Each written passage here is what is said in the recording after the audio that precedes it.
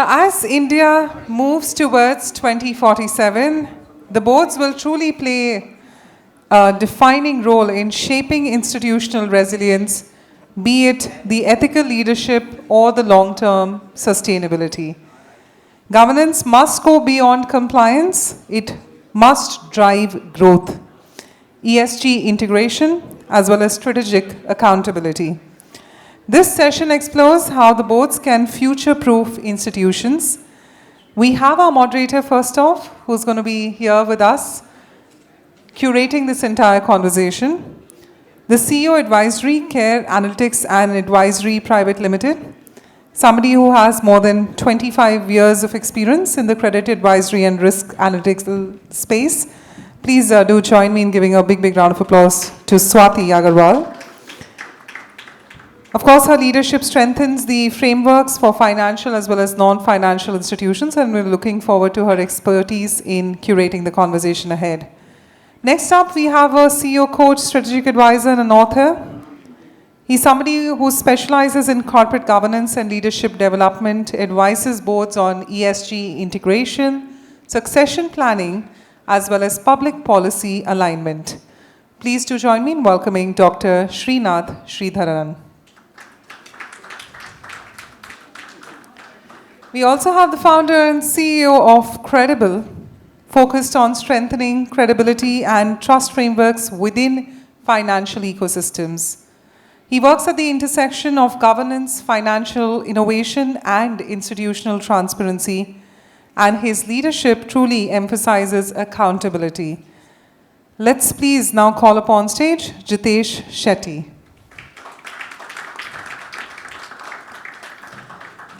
Joining as our next panelist is a seasoned board governance and risk leader with extensive global banking experience. As a former managing director and APAC South head at Wells Fargo, he has led strategic growth and risk initiative. A fellow of the Institute of Directors, he champions AI governance, cybersecurity oversight, as well as ESG stewardship. Please join me in welcoming Shantanu Sengupta. So, Mr. Sengupta, is it Shantanu? Is the H? Yes. Yeah, its H is still there. Okay, perfect. We'd also like to call upon the independent board director of Bharat Rohan, somebody who brings in the deep expertise in sustainability, CSR, and governance. She also brings the cross-sector experience across agriculture, healthcare, focusing on stakeholder advocacy and responsible leadership. We're talking about Sarita Behel. Let's give her a big round of applause, please. And with this, we request now our moderator to take it forward.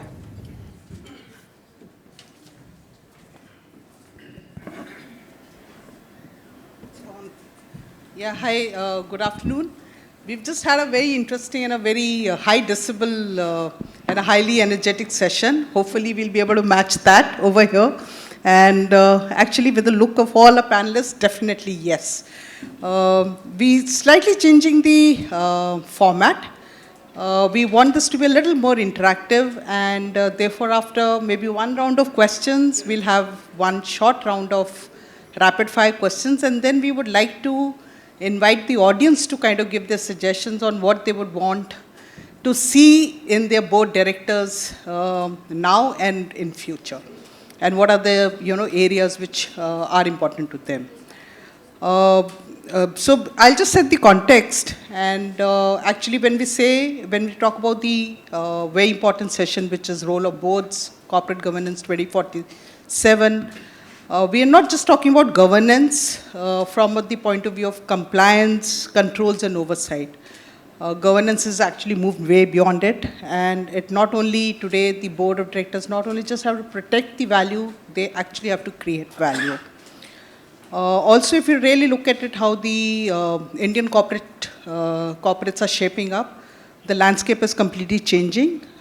We are seeing that governance is measured no longer just in terms of outcomes, decision quality, ethical conduct, but also in the form of how the board has the ability to anticipate risk rather than just manage risk. And what, we've had some recent memory examples, kind of underlying this fact that I'm talking about. If you were to talk about the skill sets that are required in 2047, the top of the mind and top of the, discussions come out with various consultancies or other, articles that have come out. You have on the top of it AI, cybersecurity, stakeholder management. Shareholders are moving towards stakeholders, transparency, governance, leadership, ESG, digital disruption. These are some of the areas that are coming up, and we all expect the board to provide their guidance and risk measurement frameworks on these areas. So let's just hear it from the panelists. Obviously, we have some of them. So very quickly, Dr. Srinath, we'll go into boards and transformation agenda. What do you really think are the core governance capabilities that the board must have and should develop by 2047 to kind of take care of these new emerging risks and bring about the transformational change? Yeah, but I think apart from the functional skills or expertise, I would want boards to have more time.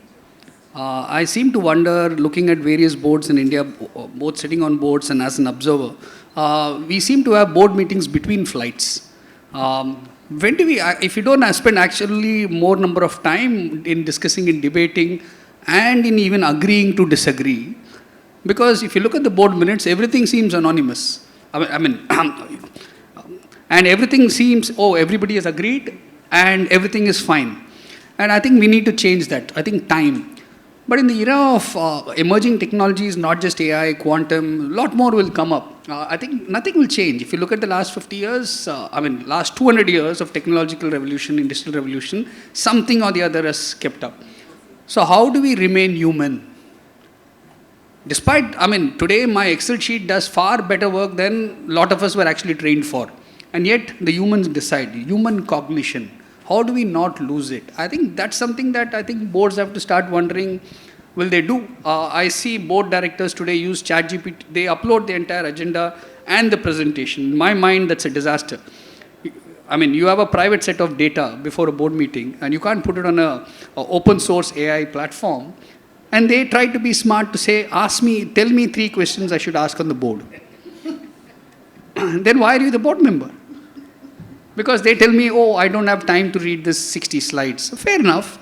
So I think these are the things. How do you remain human, and how will our cognition improve over time despite technologies? Wow, that was, I would say, I was not expecting that answer, but I'm very happy to hear these answers.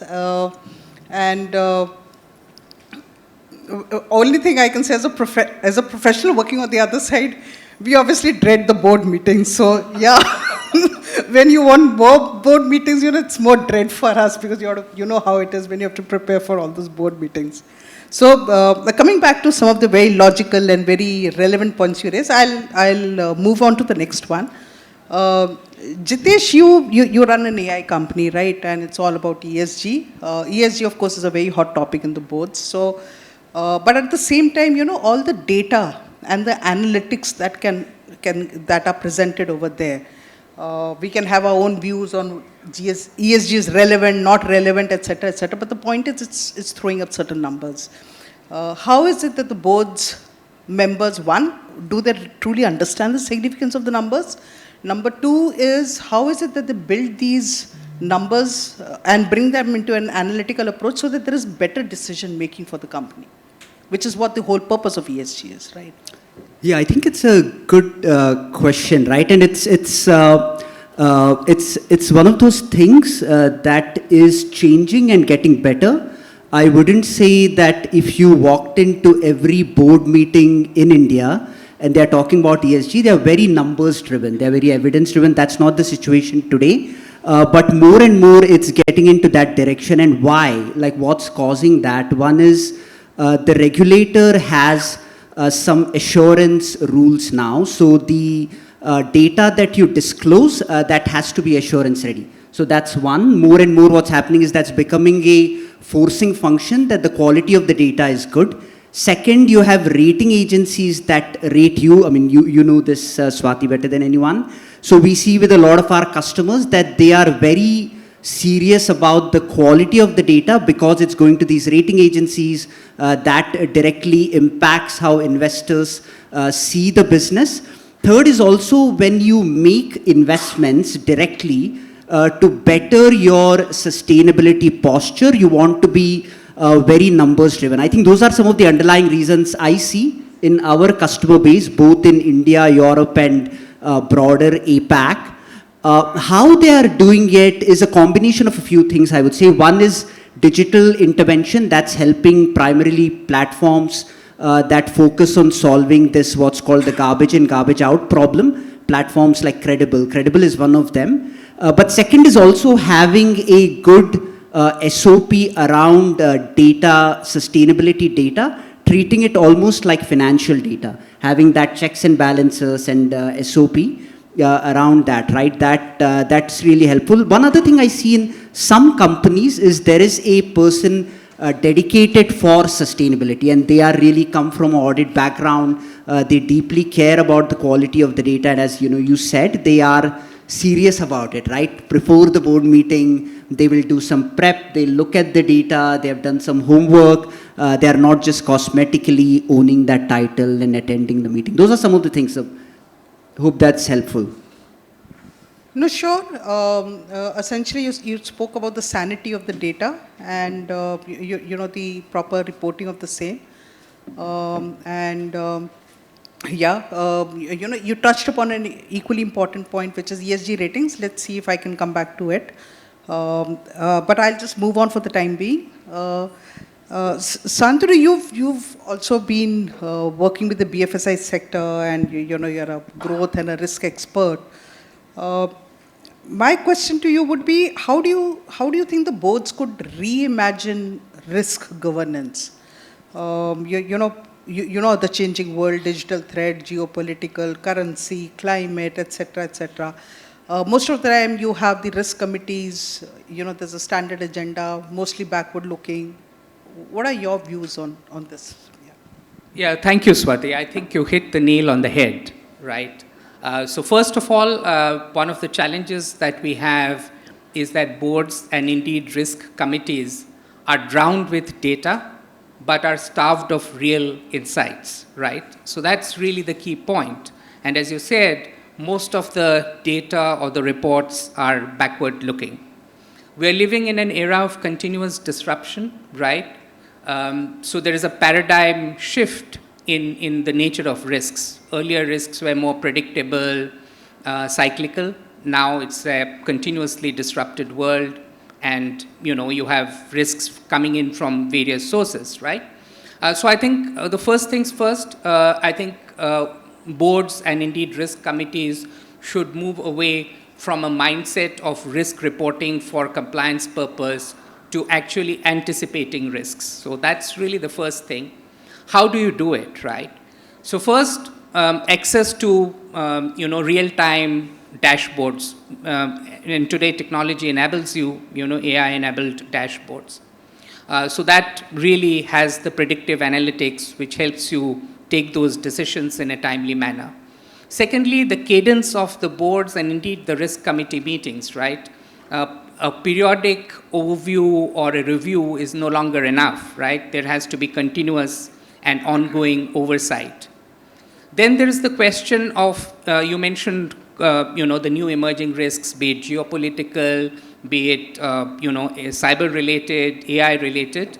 So all these risks, we need to unify them into an integrated risk management system. So these things, I think, will make boards and committees more effective. I'll just spend maybe a minute on AI governance because, that's closely linked to, governance in 2047. I mean, everyone would agree that India's journey to Viksit Bharat 2047 will be led by AI. But it's not just the technology which is important, but how responsibly we deploy it, right?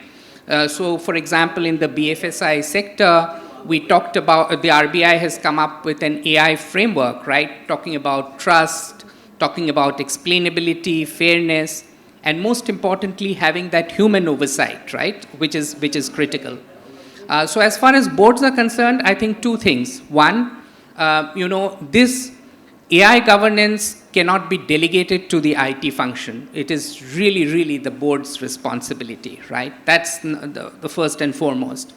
Second, I think, board directors should become fluent in technology. It's not necessary for them to be, AI engineers or indeed data scientists, but they should have a reasonable understanding of AI so that they're able to ask the right questions and determine the accountability. Because with AI, it's not just the deployment, but outcome, which is important, and who is, sort of responsible for that outcome. Hope that's helpful, Swati. No, definitely. In fact, that would have been my subsequent questions, but it's good that you've touched upon the AI and the governance. But let me come to you, Saita. Saita, you spoke about this, Santanu and the others also spoke about a lot of risk, and you've been a board director, and like you said, every board director does not need to be an AI engineer. But at the same time, the board directors need to know their domain. So what, in your view, how is it that the board directors can be either upskilled or be more aware about how to anticipate and manage these, various risks, whether it is geopolitical, AI, cyber, or, stakeholder activism? Yeah, your views. There are no shortcuts, honestly, because the gap between awareness and capability is vast. I'm aware of ESG, I'm aware of AI, I'm aware of cyber, but am I trained? Am I an expert? No. Is it easy for me to get on the board because I don't know these things? No. And why? Because the company is not open to taking the risk of bringing in someone who doesn't have the technical expertise. So where does that leave people like us, who come with years of wisdom, who come with capabilities of different kind, which would enrich a board? So the answer to it lies not in our capability for foresight, because we can't predict, honestly. How much can you predict, right? But in disciplined curiosity. And I use the word discipline in the sense questioning, asking, being curious like a child. I look at children in your families, in your neighbors, wherever you are. They all the time asking questions. We seem to have left that. Oh, what will they think if we ask a question? So we better not ask. Or will I be seen as an outlier if I ask? Because she's the only one asking questions. She's the only one raising questions. But what other way is there for someone like me to get knowledge? Is to ask questions. The second is to read, acquire knowledge, talk to experts, have lunch meetings, plan discussions, go and meet somebody who knows more than you know. Because what you may know something which they don't know, and you can always exchange knowledge. But there also I sense a lot of, if I may say so, you must learn to keep your ego aside. Your ego should be dead. If you really want to grow as a board member and leave aside, oh, I worked for 40 years, I don't need to learn this. Oh, I retired as a CEO, I don't need to talk to somebody who's not a CEO and find out how they are doing. So I think that quest for learning, and I know Srinath asked me how many of board members really learn, how many of them really continuously read. It's very easy to say, and I know I also fail at times to read. There's so much of bombardment of material that is out there. The third way I would say is to bring in advisory board members who have that expertise. Okay, so everybody is waiting in queue. I want to be on the board as an independent director. But won't you be open to be an advisory role? May not have a sitting fee, but get an entry, get a foot, and advise people like me who don't know that subject. So that's another option that I would look. And fourth, of course, is the diversity of bringing young experts from within the company to be part of board meetings, to present to the board members what is happening.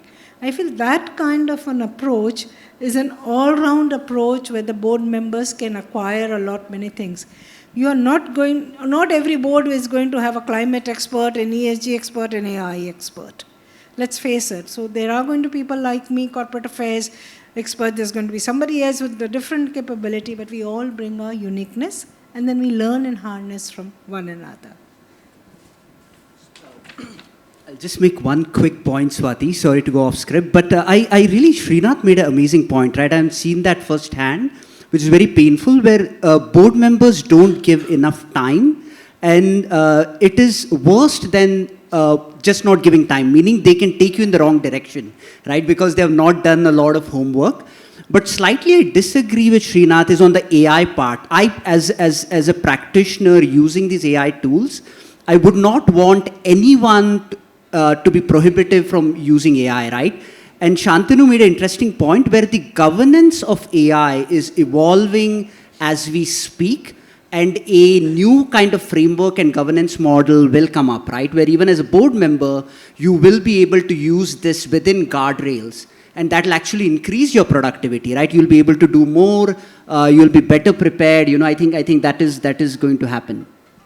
You know, which AI course do I do? Because by the time I decide, there's something else that's coming. You know, the speed of technology changes or AI changes, it's so baffling and overwhelming. What do you really learn? Because what you learn today becomes obsolete by 2 months. No, very well. You know, you gave some very, very practical suggestions on how, and it's typically, you know, resorting to the first principles, actually use the common sense, ask the right questions, get the right people in the room.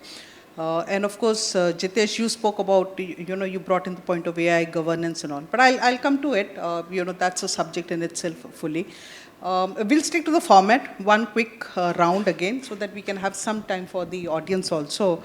So again, I'll start this way. So Dr. Srinath, independent review of the board. You know, that's a very important point that at least we use in corporate governance ratings, right? And I believe it's also part of MSCI ratings and all that.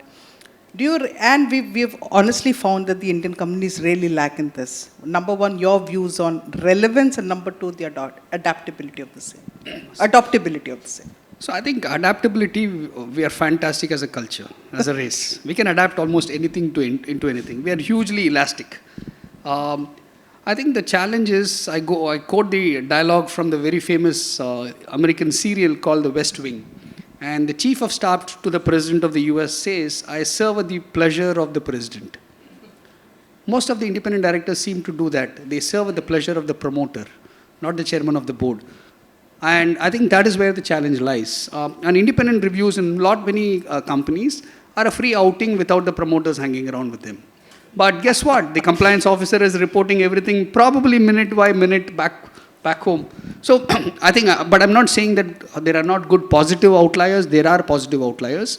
I think it has to start from that moral compass of each of us. I mean, if you want to take it seriously, you will take it seriously. Even if you are ostracized from a couple of networks. You ask too many tough questions, you suddenly will see that invitations to newer boards have vanished. That's a price you pay to have that independence. If you don't understand that, do what you want. So I think independence of independent directors in a lot of sense is a myth. And I quote one of the former RBI governors who said he's independent, and as long as he's reporting to the finance minister and he agrees with him. So very similar. Well, I'm not sure Infosys is going to be happy about that. They come out with a major disclosure on how their independent director review is seen. But anyway, quickly, Jitesh, for you, a little one. What do you think is the biggest blind spot in the boardroom today? The biggest blind spot, again, at least from a sustainability standpoint, I would say is real data, but also risk overall in the age of AI, exactly what Sarita said, right? This thing is changing very fast. I have a view on that this is technology that is going through a hockey stick for now, and then it's going to settle down, right? But that risk, how AI will impact the labor markets, I think we are taking it too easy. This is too disruptive. Yeah, I agree. Santanu, for you, you know, there is to get the next level of leadership and to build KPIs into the leadership team, there are mechanisms, and there are also mechanisms of clawback. And you've been from the BFSI sector. So how do you see these kind of mechanisms actually being effective, or they need to be kind of modified to be more effective? No, I think in principle, like deferral of rewards and incentives, tying it with long-term performance is very welcome, right, and a step in the right direction, because that prioritizes long-term outcomes vis-a-vis taking those short-term risks, right? So in principle, absolutely fine. You tie performance to long-term sustainable growth or whatever parameters you choose. However, in practice, right, we see two things. One, if you look at the management, obviously they are always being evaluated and judged by quarterly performance, right? So that's really one of the challenges. So I think there the role of the board becomes important, right, in terms of setting the context and balancing that with long-term sustainable objectives. Second, clawbacks, having worked for global banks, including US Bank, etc., they have worked, right? I mean, we've had cases where, huge bonuses, etc., which were paid out to, sort of CEOs and risk takers, as they call it, right, in markets, etc., were clawed back, right? At least partly, if not fully. Even in India, we do see that happening. I'm not naming the bank, but we've had an instance recently where it was clawed back. But I think at the end of the day, it's all about ethical leadership and also exercising that moral values, right? That some people think that okay, even if it may be clawed back, even if I get caught, that's a small price to pay compared to the present reward. So, in principle, it's good, but I think in implementation, etc., there are some challenges, but it's certainly acts as a disincentive to taking shortcuts. Thank you. And should that be extended to the BODs? Yes, but no, absolutely. But if you look at independent directors, and we have quite a few on our on the panel today, I think obviously if you look at independent directors, obviously the compensation, etc., is not that great. And with most companies, except maybe the top 100, it's not tied to performance, right? It's not tied to profits, rather. Yeah, so that's certainly there. But, the managerial personnel, I think for sure, the KMPs or those sitting on the board, I think absolutely the clawback should apply. Thank you. Great. Saita, for you, one capability that the board should build in the next 5 years and one governance practice that should disappear. I think the capability, what is required is ambidextrous leadership. And why do I say it? Because boards traditionally were set up for stability. But what we have today is disruption. Right? So how do you marry stability with innovation and creativity? So that is the kind of ambidextrous leadership I would really want to come in. And then what I want boards to do away is with valuations and instead bring in value creation. That is what I would like. If I may add a quick sentence, because this is something close to my heart, I think one thing which should go away is really, tick the box compliance exercise. And in terms of one skill, especially since we are talking about boards of the future going into 2047, I think two things really. One is the adaptive intelligence, and secondly, being able to, sort of connect the dots and recognize the patterns. Which also comes back to, Srinath's point on, more time to be spent.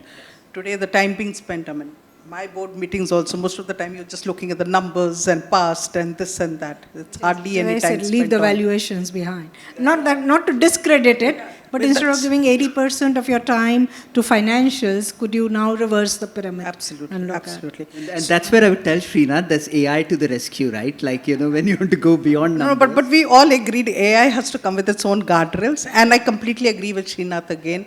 It's where it goes, which servers it is on. There is there is still no clarity on all that. So it'll evolve. But let me just quickly go to the audience. Yeah, please. Mr. Bhattu, yes. And we have quite a few independent directors also here. So please, we'll be very happy. It's such a. Absolutely. you could say, learned board here and experienced board. So let's just. Good afternoon to all. My name is Suresh Jain. As the role says, role of boards, corporate governance 2047. I have a question for Jitesh, who is an expert in ESG and sustainability. I also practice in the same field. So my question is this: what do you think about the current position of the boards? Do they really have to come out of just corporate governance and embed and integrate ESG and sustainability also into their governance? We are talking about governance. Generally, when we talk about governance, we talk about the general corporate governance, and we try to miss out on this part of ESG and sustainability. Since you visit to so many countries and so many clients you have world over, you will be the right person to answer this. And of course, I would also agree with what Sarita ma'am said, that the board in the current situation needs to update themselves. You got to learn every day. Things are evolving very fast and they are very dynamic also. Until we learn ourselves, it will become very difficult to present yourself on the board, I would say. So for both the questions, I mean, both can answer something on the... So we'll take the answer. The short answer is yes. Specifically, two things I would say. One is what we call CRROs, climate-related risks and opportunities. Beyond ESG reporting just, right? That the board, in my view, has a fiduciary responsibility to be aware. Like, is your business going to be relevant? Is there a transition risk to your business? That's one. Second is circularity, right? You know, there are compliances coming everywhere around circularity. So are you fundamentally going to be negatively disrupted, or is there a fundamental business opportunity with circularity, right? But what happens is, people are... Sir, if you don't mind, please, Okay. sir, let's go to the you. next. Yeah, please. We can catch up offline. Yeah.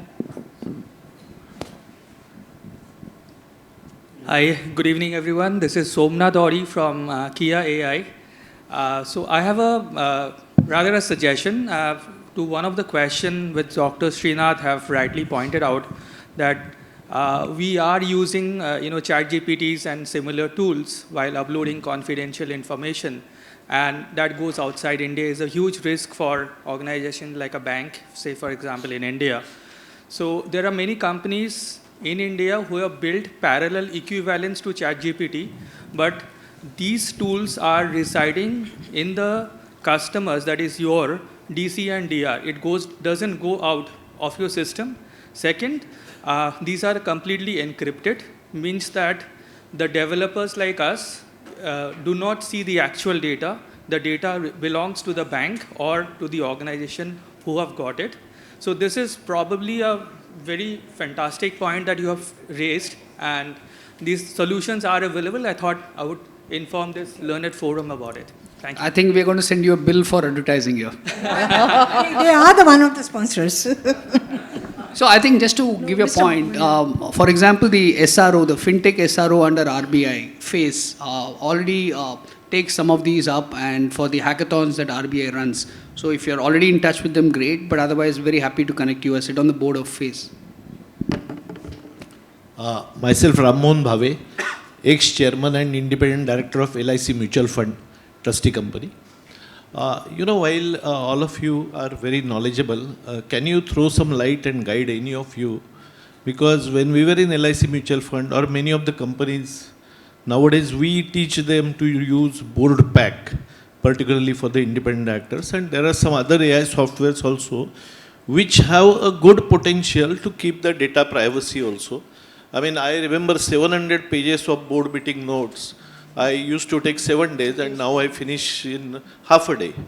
So I'm sure I would like to learn something from you also on the experiences where the independent directors can more efficiently perform, so that this 80-20 rule doesn't become a problem. So I think as a consumer, if you use something like ChatGPT, your data is going out. There are enough what's called open source models which you can deploy internally, meaning your data doesn't leave your bare metal, right, your computers. And most companies in India, they are doing that now, where for you as a board member, then you access the AI which your company is providing. It's about 6 months behind than the leading edge models, but for most purposes, because this thing is changing, getting better so fast, you're still using a very powerful model. Which one would you recommend maximum for the board meetings? So we'll take this offline if you don't mind. I think our time's up. And any comments about dependent directors? Can we, I might have to So interrupt here. they are available if you No, really I'm don't talking mind. about dependent directors. So No, we are take it talking outside. about cross-questioning, not right now, is what the question Yeah. is. Just Yeah. because the time is overshot a little bit more than expected, but ma'am, would you like to have any closing comment? Yeah, just wanted to thank the panel. I think we've really had some very interesting discussions. And actually, thank you all for, suggesting the change in the approach so that we could make it more interactive.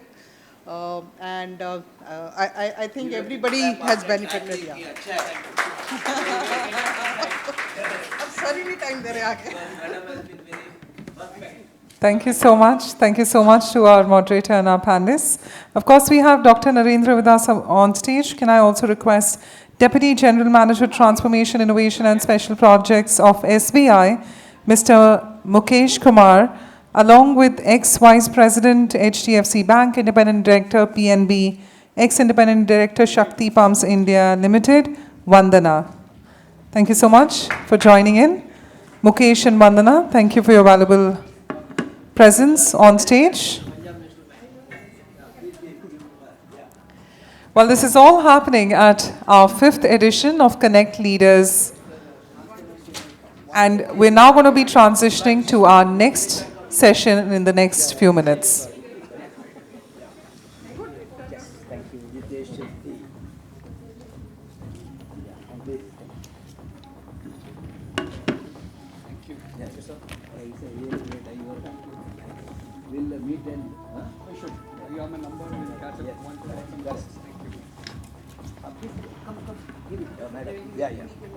We have with us on stage Mukesh Kumar, Vandana, as well as Dr. Narendra as our presenters, along with the panelists. May we please request all of them to move forward and allow us an opportunity to capture you all in one frame. Audience members, please do join me in giving them a big round of applause and thanking all our panelists.